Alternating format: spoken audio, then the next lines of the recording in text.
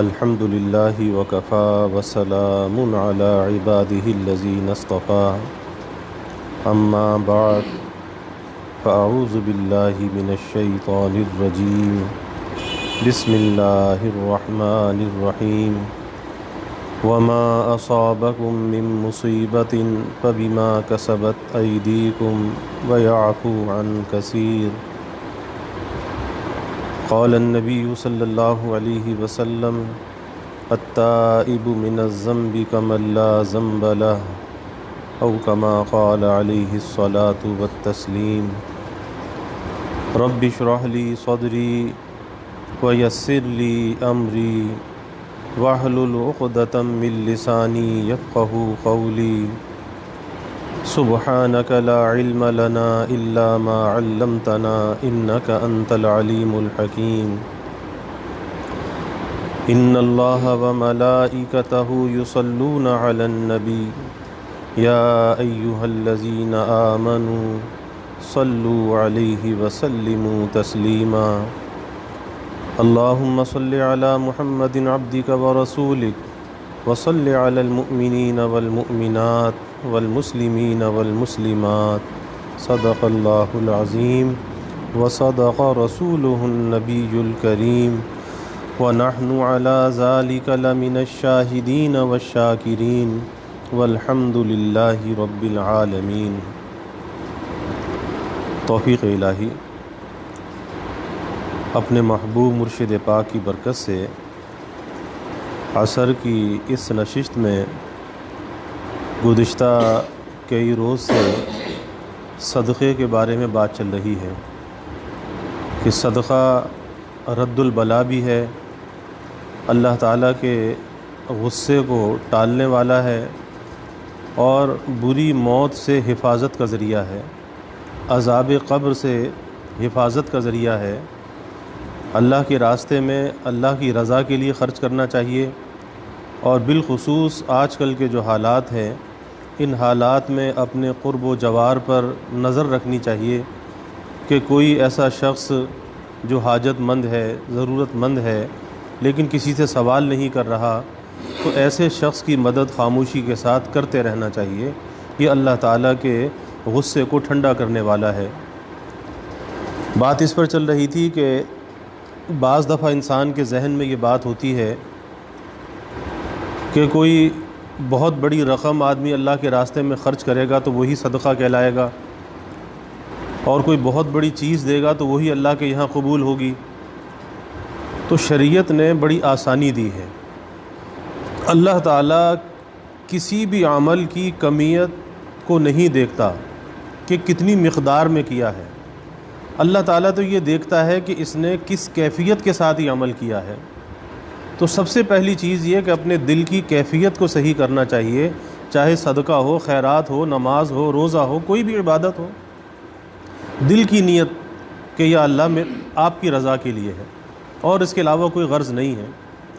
اور کبھی یہ نہ سوچے کہ یہ تو معمولی سا صدقہ ہے، تو یہ معمولی سا صدقہ کیا اس کا اجر ہوگا، کیا اس کا ثواب ہوگا؟ تو میں نے حدیث پہلے عرض کی کہ اللہ کے حبیب صلی اللہ علیہ وسلم نے فرمایا کہ آدمی اگر اللہ کی رضا کے لیے ایک کھجور بھی دیتا ہے تو اللہ اسے دائیں ہاتھ میں لیتا ہے، اللہ اس کی پرورش کرتا ہے، اس کو بڑھاتا ہے، جیسے تم اپنے بچڑے کی پرورش کرتے ہو، اور اسے بڑھا کر اتنا کر دیتا ہے کہ جب قیامت کے دن یہ جائے گا تو احد پہاڑ کے برابر نیکیاں ملیں گی۔ اور یہ دیکھ کر حیران ہوگا تو اسے بتایا جائے گا کہ تیرا یہ وہ صدقہ ہے جو تم نے اللہ کے راستے میں دیا تھا، لیکن تھا تو معمولی، لیکن اللہ کی رضا کے لیے دیا، اخلاص کے ساتھ دیا، اللہ نے اس کو اتنا بڑھایا کہ آج اس کا نیکیوں کا یہ صلہ مل رہا ہے۔ تو کبھی اس پر نظر نہیں لے جانی چاہیے، اور دل گرفتہ نہیں ہونا چاہیے، دل شکستہ نہیں ہونا چاہیے کہ میرے پاس تو بہت زیادہ دینے کے لیے نہیں ہے تو میں کیسے کسی کی مدد کروں۔ ارے بھائی 5 روپے سے مدد کر سکتا ہے تو کر دے، ایک وقت کا کسی کو کھانا کھلا سکتا ہے تو کھلا دے۔ اس کے علاوہ بہت سے چھوٹے چھوٹے کام ایسے ہیں، نیکیاں ایسی ہیں کہ اگر آدمی ان نیکیوں کو انجام دیتا رہے تو وہ بھی صدقے کا ذریعہ ہے، اور اس پر بھی اللہ تعالیٰ صدقے کا اجر عطا فرماتا ہے۔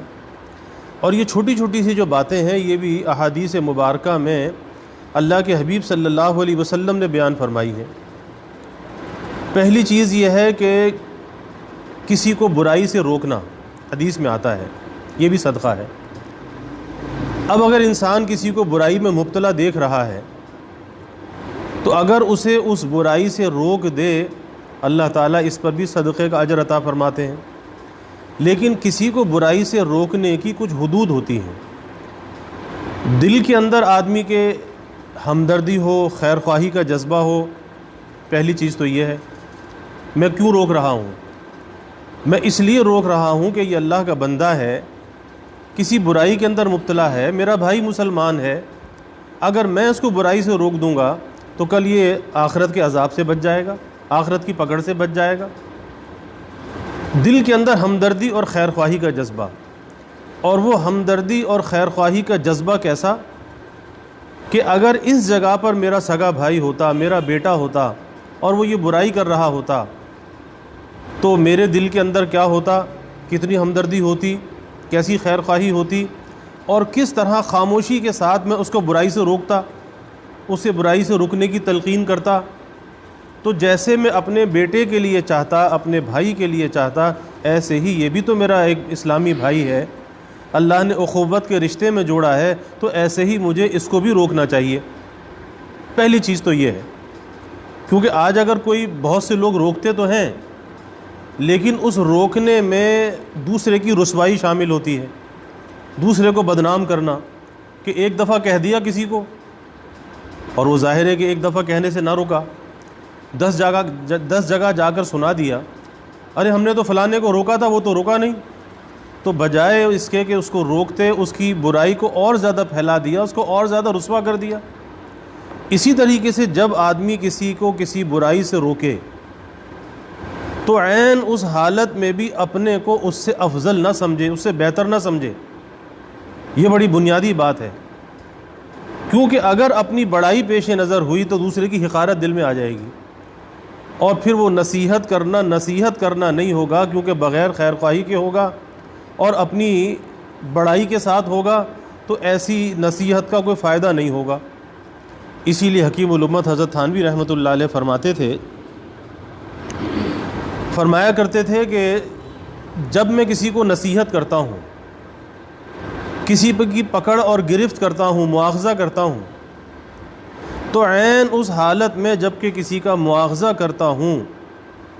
اس حالت میں بھی اس کو اپنے سے بہتر سمجھتا ہوں، اپنے کو کمتر سمجھتا ہوں کہ یہ مجھ سے بہتر ہے۔ لیکن میں اس لیے اس کا مواخذہ کر رہا ہوں، اس لیے اس کی پکڑ کر رہا ہوں، اس سے اس کی برائی پر متنبہ کر رہا ہوں، اس کی تربیت کی ذمہ داری ہے، اس لیے متنبہ کر رہا ہوں، اس لیے نہیں کہ مجھ سے وہ کوئی کمتر ہے، وہ کوئی حقیر ہے، اس لیے نہیں، بلکہ اس کی تربیت کی ذمہ داری میرے ذمہ ہے، اس لیے میں اس حق کو ادا کر رہا ہوں، لیکن یہ مجھ سے بہتر ہے، یہ مجھ سے افضل ہے۔ اور پھر حضرت اس کی ایک مثال دیا کرتے تھے، حضرت فرمایا کرتے تھے کہ اگر بادشاہ شاہی جلاد کو یہ حکم دے کہ شہزادے کو کوڑے مارو، اس کو 10 کوڑے مارو، اب عین اس حالت میں جب کہ وہ جلاد شہزادے کو کوڑے مار رہا ہو، کوئی اس جلاد سے یہ پوچھے کہ تو شہزادے سے افضل ہے، وہ یہی کہے گا کہ نہیں، مستقبل کا بادشاہ تو اسی نے بننا ہے، لیکن حکم شاہی ہے، اس لیے میں اس کی تعمیل کر رہا ہوں، لیکن یہ مجھ سے بہتر ہے۔ تو اسی طرح فرمایا کہ اہل اللہ کے ذمے کچھ تربیت کی ذمہ داریاں ہوتی ہیں، اس لیے اللہ والے اگر کسی کو نصیحت کرتے ہیں تو اس میں خیر خواہی ہوتی ہے، اور اللہ والے اپنے کو سب سے کمتر سمجھتے ہیں، دوسروں کو اپنے سے بہتر سمجھتے ہیں، اور کبھی کسی کی حقارت دل کے اندر لے کے نہیں آتے۔ تو اگر کسی کو برائی پہ نصیحت کرے تو اپنے کو اس سے افضل نہ سمجھے، بلکہ اپنے کو کمتر سمجھے، دوسرے کو بہتر سمجھے۔ تو اس لیے برائی سے روکنا یہ بھی صدقہ ہے۔ اب اس برائی سے روکنے کے لیے انداز کیا اختیار کرنا چاہیے؟ تو شریعت نے کہا کہ بھائی موعظت حسنہ کے ساتھ، موعظت حسنہ کیا ہے؟ کہ جس میں خیر خواہی ہو، کسی کی بدخواہی نہ ہو،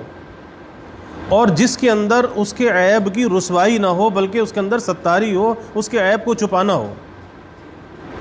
یہ نہیں کہ برائی سے تو روکا لیکن اس کو رسوا کر دیا، 10 جگہ جا کے بتا دیا، نہیں، بلکہ اس کے ساتھ ساتھ اس کی ستاری۔ اور اگر ایک دفعہ وہ ہمارے کہنے سے برائی سے نہ روکا تو اسے دوبارہ کہنا، تیسری مرتبہ کہنا، بار بار کہتے رہنا، لیکن کبھی اپنے غصے اور جذبات کا اظہار نہ کرنا کہ اگر ہمارا بیٹا کوئی خرابی کوئی برائی کرے ہم اسے بار بار کہتے ہیں، کبھی کہنے سے تھکتے نہیں ہیں کہ جب تک کہ وہ صحیح راستے پہ نہ آئے۔ اس لیے ایک دفعہ کہنے کے بعد کبھی ایسا ہوتا ہے کہ آدمی نے ایک دفعہ کہا، 2 دفعہ کہا اور اس کے بعد کہتا نہیں مانتا تو جا اپنا کام کر، خود ہی بھگتے گا، تو یہ بھی خیر خواہی نہیں ہے، یہ بھی خیر خواہی نہیں ہے۔ بلکہ اگر سامنے والا، کیونکہ اپنے اخلاق کی حفاظت یہ بھی تو ضروری ہے، ایسا نہ ہو کہ دوسرے کو نصیحت کرنے میں ہم اپنے اخلاق کو بگاڑ بیٹھیں، تو پہلے تو اپنے اخلاق کی حفاظت ہے۔ اب اگر ہمارے کہنے کا اثر نہیں ہو رہا، پہلی بات تو یہ ہے، حکیم الامت حضرت تھانوی رحمۃ اللہ علیہ فرماتے تھے کہ جب اخلاص کے ساتھ، خیر خواہی کے ساتھ جب کوئی بات کہی جاتی ہے للہیت کے ساتھ، وہ اثر رکھتی ہے، وہ اثر ضرور کرتی ہے، وہ خالی نہیں جاتی۔ لیکن اگر کبھی آدمی یہ دیکھے کہ میری بات کا اثر نہیں ہو رہا، وہ میری بات کو نہیں مان رہا، قبول نہیں کر رہا، تو پھر کیا کرے؟ پھر یہ سمجھنا چاہیے، اسے برا نہیں کہنا چاہیے، پھر یہ سمجھنا چاہیے کہ ابھی میرے کہنے میں کچھ کمی ہے، مجھے کہنے کا سلیقہ نہیں آتا، یا میرے اخلاص کے اندر ابھی کمی ہے، تو مجھے اپنے اخلاص کی تجدید کرنا چاہیے اور زیادہ مؤثر انداز میں بات کرنی چاہیے تاکہ میری بات کا اثر ہو جائے۔ اور ایک بات بڑی اہم یہ ہے کہ کبھی کسی کو برائی پر عار نہیں دلانی چاہیے، عار، کہ تجھے شرم نہیں آتی تو ایسا کام کرتا ہے، تجھے ڈوب مرنا چاہیے تو ایسا کام کرتا ہے، تو کبھی کسی کو برائی پر عار نہیں دلانی چاہیے، کیونکہ یہ عار دلانا ایسا ہے کہ آدمی اگر توبہ نہ کرے تو حدیث میں آتا ہے کہ مرنے سے پہلے اس برائی میں ضرور مبتلا ہوگا جس سے دوسرے کو عار دلا رہا ہے۔ تو کبھی عار تو نہ دلائے اس طرح سے کہ تجھے شرم نہیں آتی، بلکہ یہی سمجھے کہ میرے کہنے کے اندر ابھی کچھ کمی ہے۔ اور حقیقت یہی ہے کہ جب نرمی سے، محبت سے، شفقت سے، ہمدردی سے، خیر خواہی سے، اللہ کی رضا کے لیے اگر کسی سے کہا جائے، بات کا اثر ہوتا ہے، بات مان جاتا ہے۔ کبھی ایسا نہیں دیکھا کہ کسی سے خیر خواہی سے بات کی ہو، لیکن یہی بات ہے کہ اللہ کی مخلوق کا جو درد ہے وہ دل کے اندر ہونا چاہیے، دل کے اندر ہونا چاہیے، اور یہ سوچنا چاہیے کہ بھائی میرا یہ بھائی مسلمان کسی خرابی میں کیوں مبتلا ہو، یہ سیدھے راستے پر آ جائے، اسے ہدایت۔ ایک واقعہ آتا ہے، حضرت تھانوی رحمۃ اللہ علیہ نے بھی بیان کیا اپنے مواعظ میں کہ حضرت مولانا مظفر حسین صاحب کاندلوی رحمۃ اللہ علیہ ہمارے اکابر میں سے ہوئے، تو ایک مرتبہ مسجد میں گئے، دیکھا کہ مسجد کا جو مؤذن ہے ایک نوجوان کو ڈانٹ رہا ہے۔ اور کیا ڈانٹ رہا ہے؟ کہتا تجھے شرم نہیں آتی؟ وہ پہلوان تھا، وہ صبح جا کے ایکسرسائز کرتا تھا، کسرت کرتا تھا، اور پھر نہانے کے لیے مسجد میں آتا تھا۔ وہ پہلا زمانہ ایسا تھا کہ گھروں میں تو مسجد میں نہانے آتا تھا۔ اب یہ مؤذن اسے پکڑ کے بہت برا بھلا کہہ رہا ہے، بہت ڈانٹ رہا ہے کہ شرم نہیں آتی، نماز نہیں پڑھتا، مسجد کے گھڑے توڑنے آ۔ حضرت تشریف لے آئے۔ حضرت نے جو دیکھا کہ بھائی ٹھہر جا، کیا بات ہے؟ کہتا جی مسجد میں نماز تو پڑھتا نہیں اور نہانے کے لیے مسجد میں آتا ہے، مسجد کے گھڑے توڑتا ہے۔ تو حضرت نے فرمایا کہ بھائی کیا پتہ کسی اور مسجد میں نماز پڑھ لیتا ہو، کیا ضروری ہے کہ اسی مسجد میں آ کے نماز پڑھنا؟ کیا پتہ گھر میں نماز پڑھ لیتا ہو۔ یہ کیسے ہو سکتا ہے کہ اتنا خوبصورت یہ نوجوان ہے اور یہ نماز نہیں پڑھتا ہوگا؟ ایسا کیسے ہو سکتا ہے؟ اب یہ کتنا حسن ظن ہے، پتہ نہیں کہ پڑھتا ہے یا نہیں پڑھتا، لیکن حسن ظن ہے کہ کیسے ہو سکتا ہے کہ یہ نماز نہ پڑھتا ہو۔ اور پھر مؤذن کو ڈانٹا کہ چل جا تو اپنا کام کر۔ پھر اس نوجوان سے پوچھا نوجوان سے پوچھا کہ بھائی یہ تو بتاؤ کہ تم کرتے کیا ہو؟ کہا جی میں تو پہلوانی کرتا ہوں۔ پوچھا کہ پہلوانی میں کیا ہوتا ہے؟ کہا پہلوانی میں یہ ہوتا ہے کہ دو شخص کی لڑائی ہوتی ہے، آپس میں کشتی ہوتی ہے،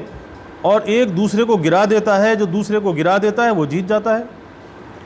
اور جو نیچے گر گیا وہ ہار جاتا ہے۔ اچھا،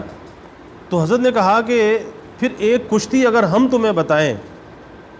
تو کیا تم وہ کشتی لڑو گے؟ اس نے کہا جی میرا تو کام ہی یہی ہے، میں کیوں نہیں لڑوں گا؟ تو کہا کہ دیکھو ہمارا ایک نفس ہے، وہ ہمارا دشمن ہے، وہ ہمارے اندر بیٹھا ہے، اور یہ ہمارا نفس ہمیں اللہ کی نافرمانی پر اکساتا ہے، ہم سے گناہ کراتا ہے۔ تو ایک کام یہ کرو کہ جب گناہ کا خیال آئے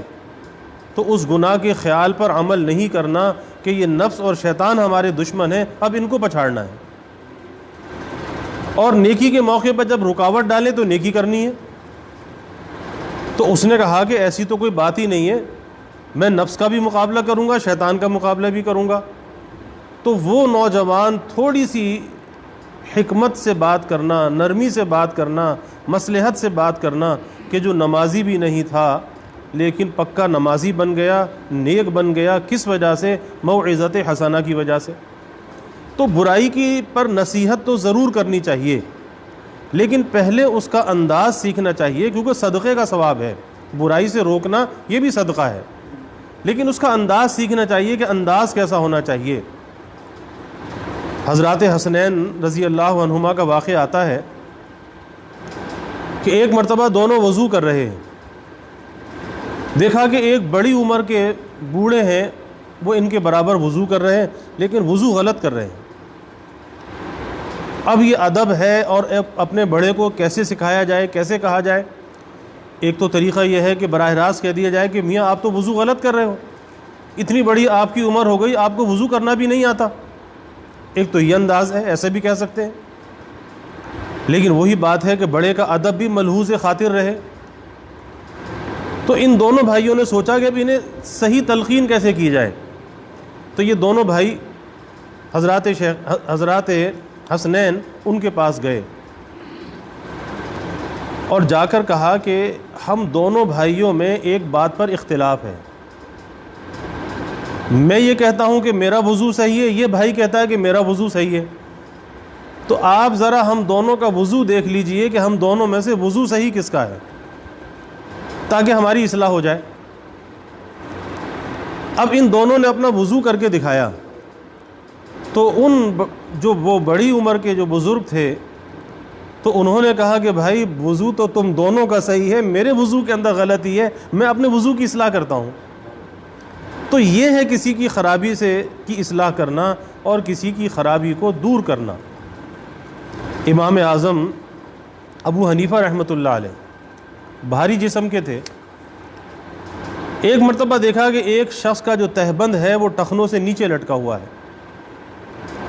تو ظاہر ہے امام صاحب تھے، نصیحت کر سکتے تھے، براہ راست کہہ سکتے تھے کہ بھائی اپنا پاجامہ اور تہبند ٹخنوں سے اونچا کر لو، یہ تو گناہ کی بات ہے۔ لیکن نصیحت کس انداز میں کی؟ نصیحت اس انداز میں کی کہ اس کو روکا کہ بھائی ذرا ٹھہر جانا، آپ سے ایک کام ہے۔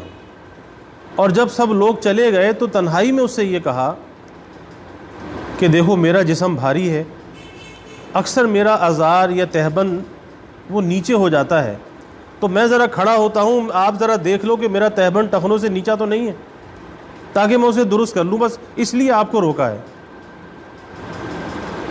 اب جو اس شخص نے دیکھا، اس نے کہا حضرت آپ کا تو صحیح ہے، میرا غلط ہے، میں اوپر کرتا ہوں اور آئندہ کے لیے وعدہ کرتا ہوں کہ آئندہ کبھی یہ نیچے نہیں ہوگا، کیونکہ جب آپ نے یہ بات کہی امام صاحب رحمۃ اللہ علیہ نے، تو ساتھ میں اس کی جو وعیدیں ہیں وہ بھی بیان کی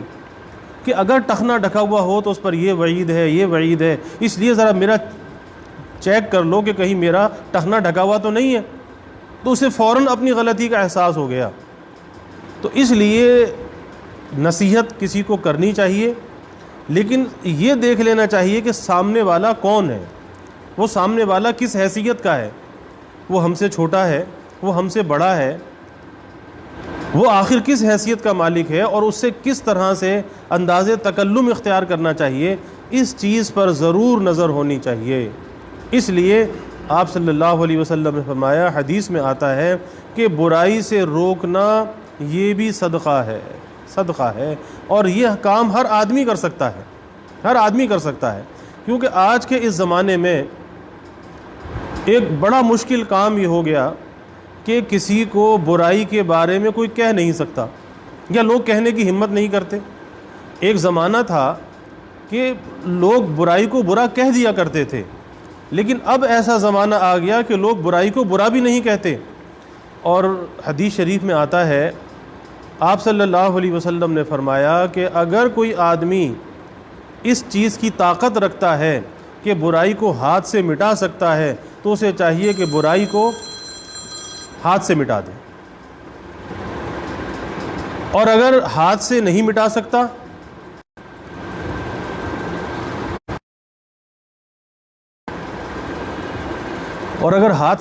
سکتا تو پھر اسے چاہیے کہ زبان سے برا کہے۔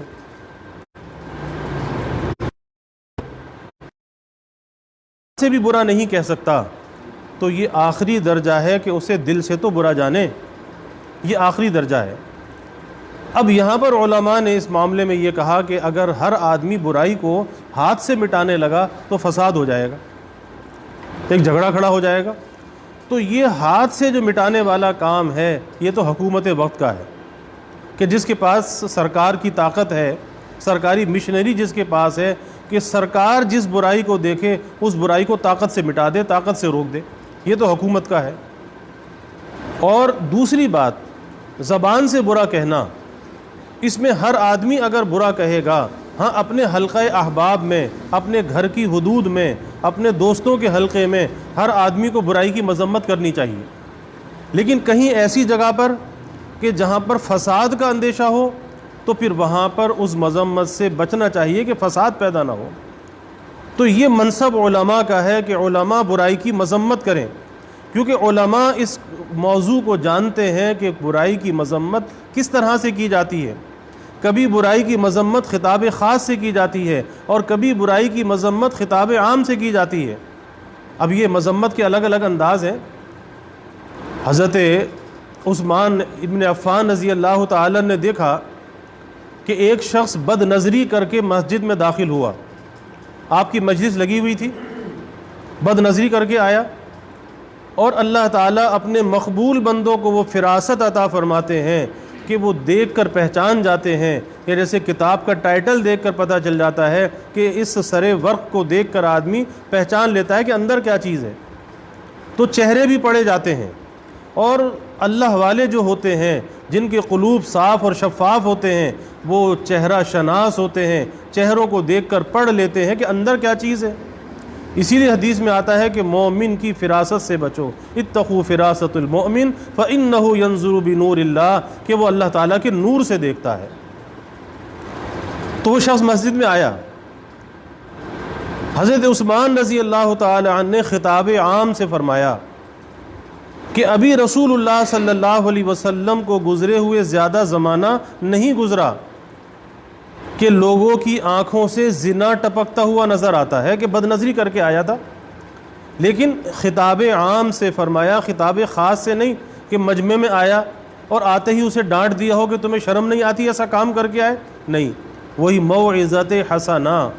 کہ حکمت کے ساتھ، مصلحت کے ساتھ بات کا کرنا۔ اصل تو کسی کو ہدایت پر لانا ہے اور اچھی بات کا پہنچانا ہے، کسی کو رسوا کرنا نہیں ہے۔ اور برائی سے روکنے کا مطلب بھی یہی ہے کہ اس کو رسوا کرنا نہیں بلکہ اچھی بات کا اس تک پہنچا دینا ہے۔ تو اس لیے برائی سے روکنے کی کوشش ضرور کرنا چاہیے، لیکن اس بات کا خیال رکھنا چاہیے کہ اس کی حقارت ہمارے دل میں نہ آئے، ہم اپنے کو اس سے افضل نہ سمجھیں، اور برائی کی مذمت ایسے انداز اور الفاظ کے ساتھ کریں کہ جس سے کوئی فساد پیدا نہ ہو۔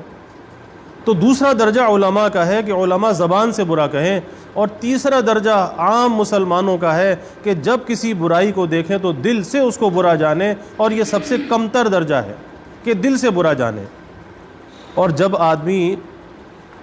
برائی کو برا کہتا ہے تو حضرت ڈاکٹر عبدالحی صاحب عارفی نور اللہ مرقدہ فرمایا کرتے تھے کہ منکر پر نکیر کرنے کا، برائی کو برا کہنے کا سب سے بڑا فائدہ یہ ہوتا ہے کہ اللہ تعالیٰ کا عذاب آیا چاہتا ہے، اللہ تعالیٰ کا وہ عذاب ٹل جاتا ہے۔ کس وجہ سے؟ کہ ابھی زمین پر برائی کو برا کہنے والے لوگ موجود ہیں، ورنہ حدیث شریف میں واقع آتا ہے کہ حضرت جبرائیل علیہ السلام کو حکم ہوا کہ فلاں بستی کو آسمان پر اٹھا کر پلٹ دو، اوپر لے جاؤ اور اسے پلٹ دو۔ تو جبرائیل علیہ السلام نے عرض کیا کہ یا اللہ، اس بستی میں ایک شخص ایسا بھی رہتا ہے کہ جس نے آپ کی کبھی نافرمانی نہیں کی، وہ تو آپ کی عبادت میں لگا رہتا ہے، تو کیا اس سمیت اس بستی کو پلٹ دیا جائے؟ کہا کہ ہاں، کیونکہ اس نے تو نافرمانی نہیں کی، لیکن جب نافرمانی ہوتے ہوئے دیکھتا تھا تو اس کے ماتھے پر شکن نہیں آتی تھی، اس کی مذمت نہیں کرتا تھا، اس لیے اس سمیت بستی کو پلٹ دیا جائے۔ تو اس لیے برائی کو کبھی اچھائی کی نظر سے نہیں دیکھنا چاہیے، بلکہ سب سے پہلا درجہ تو یہ کہ، اور جو حدیث کی روح سے آخری لیکن ہمارے لیے پہلا درجہ یہ کہ ہم دل سے اسے برا جانیں، دل کے اندر اس کی مذمت کو رکھیں۔ کیونکہ آج ایسا ہو رہا ہے کہ برائی جس تیزی کے ساتھ پھیل رہی ہے اور جتنی برائی نظروں کے سامنے موجود ہے، اس برائی کو دیکھ دیکھ کر، اس برائی کو سن سن کر آج برائی کی مذمت اندر سے نکلتی چلی جا رہی ہے اور برائی سے طبیعتیں مانوس ہوتی چلی جا رہی ہیں۔ تو جب برائی کی مذمت دل سے نکل جائے، برائی کی سے طبیعت مانوس ہو جائے، تو آدمی برائی کو برا کیسے کہے گا؟ پھر تو برائی کو برا کہنے والے نہیں رہیں گے۔ اس لیے چاہے آدمی خود اگر بدعملی کا شکار بھی ہے، لیکن اس کے ایمان کا تقاضا یہ ہے کہ اگر میں کوئی برا کام کر رہا ہوں تو وہ برا ہی کام ہے، اس کی کوئی تعویل پیش نہ کرے کہ یہ کوئی اچھا کام ہے۔ ہاں، میں کوتاہی کے اندر مبتلا ہوں، میں خرابی کے اندر مبتلا ہوں، میں برا آدمی ہوں، لیکن کبھی اس برائی کو اچھا نہیں کہنا چاہیے، ورنہ پھر انسان کا ایمان خطرے میں پڑ جاتا ہے کہ اللہ نہ کرے کہ اگر کوئی آدمی برائی کو حلال سمجھنے لگے اور برائی کر کے یہ سوچنے لگے کہ اس میں کیا خرابی ہے، تو بھائی پھر ایمان محفوظ نہیں رہتا۔ کیونکہ جب تک گناہ کو گناہ سمجھ کے کرتا ہے اس وقت تک ایمان تو بچا رہتا ہے، اور جب گناہ کو گناہ ہی نہ سمجھے تو پھر ایمان غیر محفوظ ہو جاتا ہے۔ اس لیے پتہ یہ چلا کہ جہاں برائی کو روکنا صدقہ ہے، صدقے کا اجر ہے، تو وہیں پر اس کے حدود اور قیود کا پتہ ہونا چاہیے کہ کسے نصیحت کرنی چاہیے، اس کے لیے کسی موقع کی تلاش ہونی چاہیے۔ اور سب سے بڑی بات یہ ہے کہ نصیحت کرنے کے لیے پہلے آدمی دوستی لگا لے، بے تکلفی پیدا کر لے۔ اس دوستی اور وہ بے تکلفی، چاہے اپنا کوئی دوست ہے، رشتہ دار ہے، یا پڑوسی ہے، یا اپنی اولاد ہے، اپنی اولاد سے بھی اگر کوئی بات منوانی ہے، پہلے اس سے دوستی لگاؤ، اس سے اپنے قریب کرو، اس سے بے تکلفی پیدا کرو، پھر اس کے بعد جب اس سے بات کہو گے آپ کی بات کو وہ ضرور مانے گا۔ لیکن غصے کے ساتھ، نفرت کے ساتھ، حقارت کے ساتھ کبھی کوئی انسان بات نہیں مانتا۔ مجھے خود ایک نوجوان نے کہا کہ جب میرا والد مجھے صبح فجر میں اٹھاتا ہے تو پیر کی ٹھوکر مار کے اٹھاتا ہے، اب بتائیے کہ اٹھ نماز کے لیے۔ اب بیٹا جو ہے وہ ایک جگر گوشہ ہوتا ہے، ایک دل کا ٹکڑا ہوتا ہے، ایک انسان کے دل کا پھل ہے، اور اسے پیر کی ٹھوکر ماری جائے۔ اب اندازہ لگائیے کہ انسان جسے اولاد نہیں ہوتی، اس سے پوچھو کہ اولاد کتنی بڑی نعمت ہے، کہ ساری زندگی آدمی روتا رہتا ہے اولاد کے لیے، اللہ اسے اولاد نہیں دیتا، اور جس کے اولاد ہو وہ پیر کی ٹھوکر مار کے کہے کہ چل نماز پڑھ۔ اب ایسے باپ کی نصیحت کا یا اسے بیدار کرنے کا کیا اثر ہوگا، اور کیا یہ نصیحت کہلائے گی؟ اس لیے اس بات کا ہمیشہ خیال رکھنا چاہیے کہ سب سے پہلا درجہ برائی کو برا سمجھے۔ دوسری بات یہ کہ خود برائی سے بچنے کی کوشش کرے۔ اگر میں برائی سے نہ بچوں اور دوسروں کو میں نصیحت کروں تو میری نصیحت کا اثر نہیں ہوگا اس وقت تک جب تک کہ میں خود برائی سے رکنے والا نہ ہوں۔ تو پہلی چیز برائی کو دل میں برا سمجھو، اور دوسری بات یہ ہے کہ اس برائی سے خود بھی بچو، پھر اس کے بعد اللہ کی مخلوق کو نصیحت کرو، انشاءاللہ تعالیٰ پھر وہ نصیحت اثر بھی کرے گی، اور اس پر جو صدقے کا اجر و ثواب ہے وہ اللہ تعالیٰ ضرور عطا کرے گا۔ اللہ ہمیں عمل کی توفیق عطا فرمائے۔ وآخر دعوانا الحمدللہ رب العالمین۔ الحمد للہ رب العالمین والعاقبۃ للمتقین والصلاة والسلام علی اشرف الانبیاء والمرسلین اللہم صل علی سیدنا و مولانا محمد وعلی آل سیدنا و مولانا محمد وبارک وسلم ربنا آتنا فی الدنیا حسنہ وفی الآخرۃ حسنہ وقنا عذاب النار ربنا اتمم لنا نورنا واغفر لنا انك على كل شيء قدير ربنا ظلمنا انفسنا وان لم تغفر لنا وترحمنا لنكونن من الخاسرين اللهم اعنا على ذكرك وشكرك وحسن عبادتك اللهم وفقنا لما تحب وترضى من القول والعمل والفعل والنية والهدى إنك على كل شيء قدير اللهم إنا نسألك الهدى والتقى والعفاف والغنى اللهم إنا نسألك الصحة والعفة والأمانة وحسن الخلق والرضا بالقدر اللهم إنا نعوذ بك من جهد البلاء ودرق الشقاء وسوء القضاء وشماتة الأعداء اللهم إنا نعوذ بك من زوال نعمتك وتحول عافيتك وفجاءة نقمتك وجميع سخطك رب اغفر وارحم وأنت خير الراحمين رب اغفر وارحم وأنت خير الراحمين رب اغفر وارحم وأنت خير الراحمين لا إله إلا أنت سبحانك إنا كنا من الظالمين رب اغفر لي وتب علي إنك أنت التواب الرحيم رب اغفر لي وارحمني وتب علي إنك أنت التواب الرحيم اللهم ارفع عنا البلاء والوباء اللهم ارفع عنا البلاء والوباء اللهم ارفع عنا البلاء والوباء اللهم إنا نسألك العفو والعافية والمعافاة الدائمة في الدين والدنيا والآخرة والفوز بالجنة والنجاة من النار اللهم إنا نسألك من خير ما سألك منه نبيك سيدنا محمد صلى الله عليه وسلم ونعوذ بك من شر ما استعاذك منه نبيك سيدنا محمد صلى الله عليه وسلم وأنت المستعان وعليك البلاغ ولا حول ولا قوة إلا بالله وجزى الله عنا محمدا صلى الله عليه وسلم ما هو أهله وصلى الله تعالى وسلم على النبي الكريم آمين برحمتك يا رب.